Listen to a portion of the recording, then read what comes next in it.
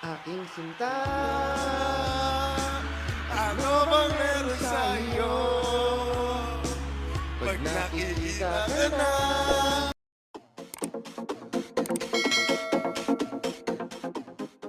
OG Diaz defends Albi Casino, hindi naman daw lasing. Nag-react si OG Diaz sa viral video ni Albi Casino kamakailan. Ipinagtanggol ng talent manager vlogger na si OG Diaz ang aktor na si Albi Casino na inakusahan ng lasing noong coronation night ng isang pageant. Naging viral ang video ni Albi noong coronation night ng Mutya ng Cotabato 2023. Siya ang nagserena sa mga kandidata ng nasabing local beauty pageant. Naging karaniwan na sa mga male celebrity na lumabas sa ganitong uri ng lokal na kaganapan. Gayunpaman, ang stint na ito ay nagdala ng kontrobersya laban kay Albi. Kinanta niya ang Pangarap Lang Kita ng parokya ni Edgar at ang kantang Habang Buhay na pinasikat ni Zack Tabudlo. Base sa mga komento sa performance ni Albi Casino, may mga nagsabing tila lasing siya dahil sa pagkanta niya ng mga kanta. Sa recent episode ng Showbiz Update ni OG Diaz, base sa artikulo sa Bandera, nagkwento siya tungkol sa recent issue sa aktor.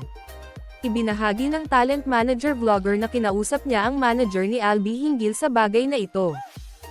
Sabi ng manager na si Leo Dominguez, hindi naman daw lasing. Syempre kung hindi naman daw lasing, bakit naman ganon ka-hyper? Ayan din yung tanong ng iba, OG shared. Pinaalalahanan din ng talent manager ang publiko tungkol sa kalagayan ng aktor.